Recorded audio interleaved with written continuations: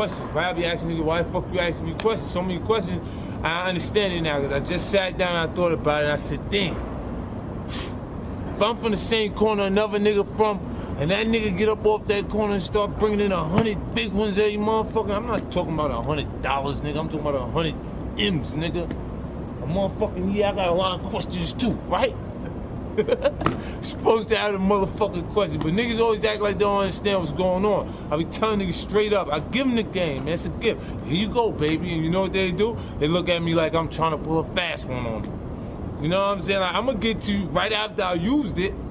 Once I bang them one time, I hit a lick, I'm gonna let you go ahead and go do it if you can fucking keep your head together enough to get yourself in the position. But, I mean, you wanna play stupid, be stupid, stay broke. You know what I'm saying? That's my motto. You understand what I'm saying? For me, I'm gonna take it in. I'm gonna absorb everything that's going on and get what I can get. Ain't no school for this shit, stupid. Ain't no school for this shit.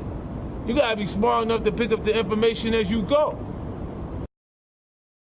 We even brought it down to the perspective of a person that's in a staff meeting that is watching someone else raise their hand to answer a question that they know the answer to. And that means that person deserves to be ahead of you in life, because your fear of being wrong at that point is not allowing you to create your value in the workspace. Later on, y'all can check it out. I know y'all niggas be reading 48 Laws of Power, Robert Greene. Now you're gonna read the 50th law, because I done got with Robert Greene to create the new shit for you to read, nigga. The boss in the neighborhood doesn't see killing someone as it doesn't rule killing someone out as an option to expand business.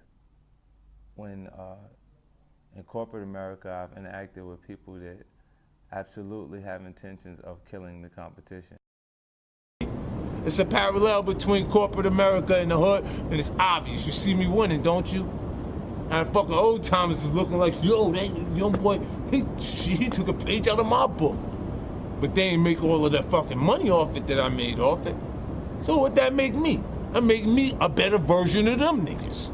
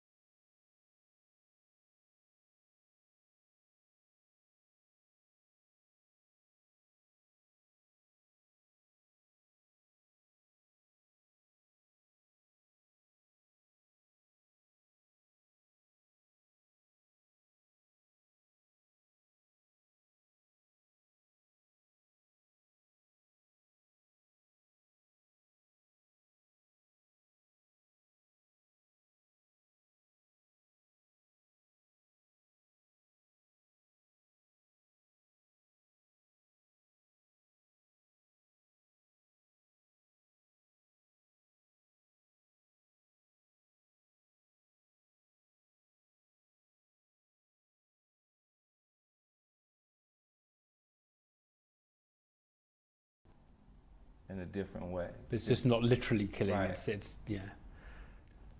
Have you overcome fear? I mean, you were shot 9 times in the year 2000.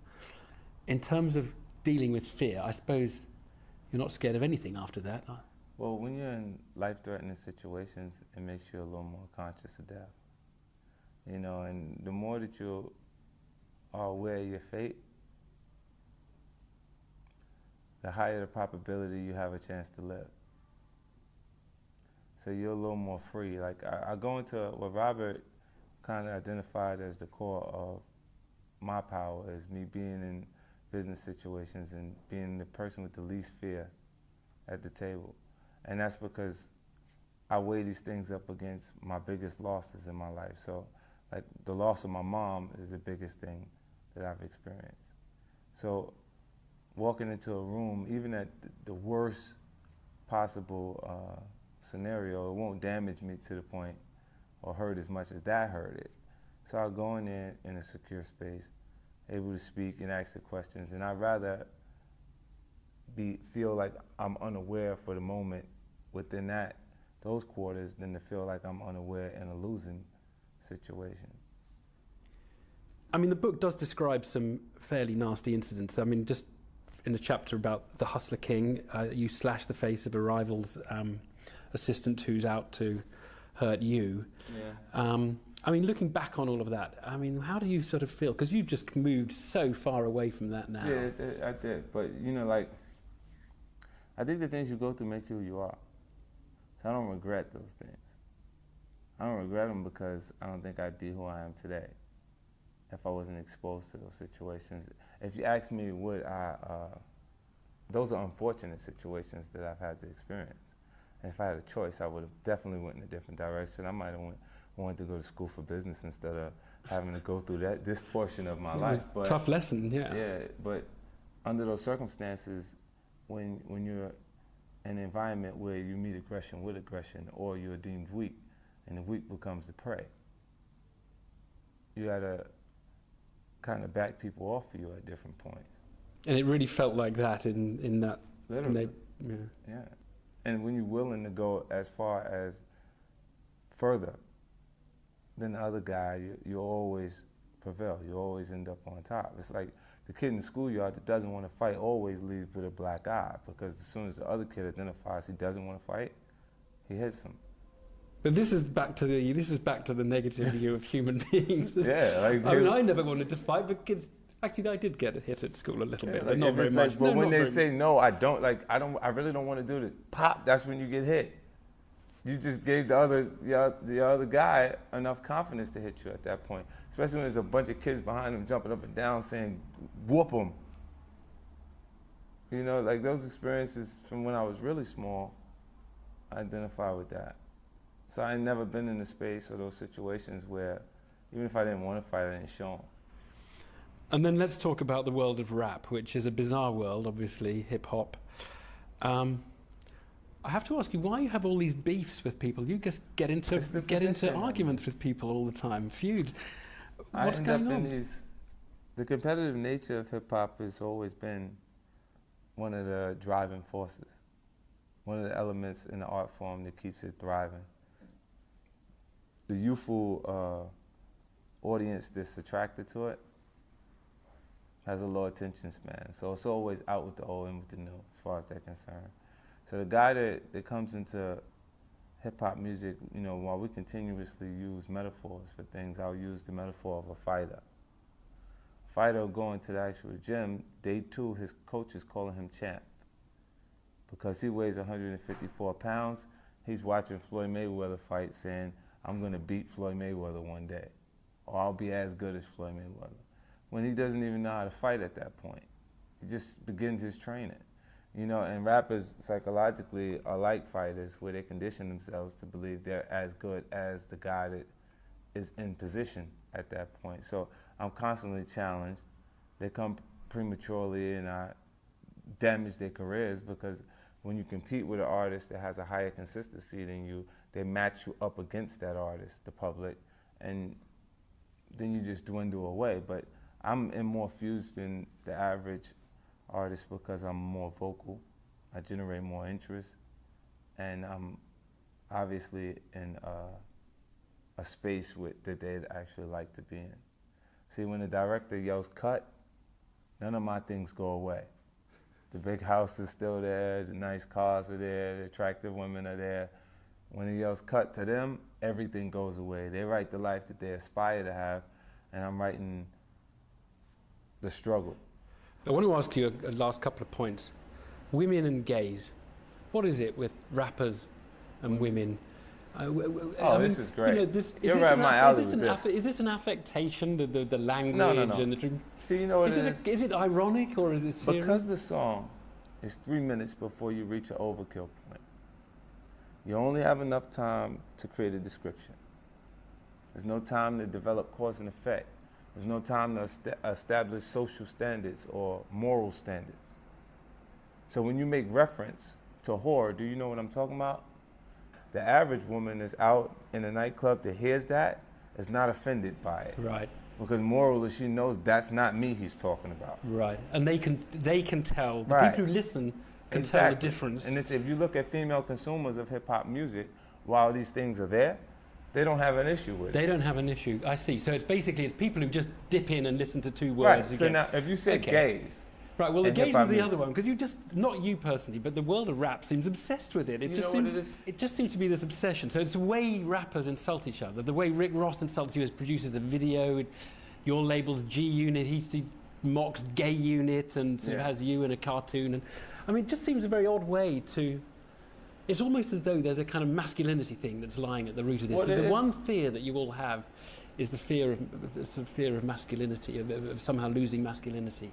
well, yeah, that's a part of it too. Like from that perspective, to say that you were weaker would be to say that you're actually gay.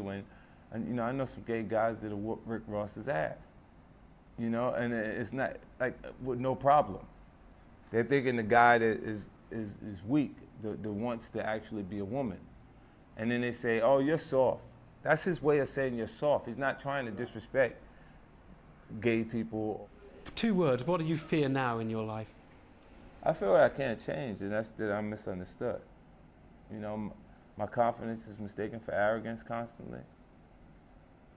You know, people don't actually understand my intentions a lot of the time. Because what I've offered is myself. So there's artists out there that can beat me at doing different things, but not at being me. So once the public embraces me and says 50 is cool, or I like 50 Cent, can't nobody beat me at being that.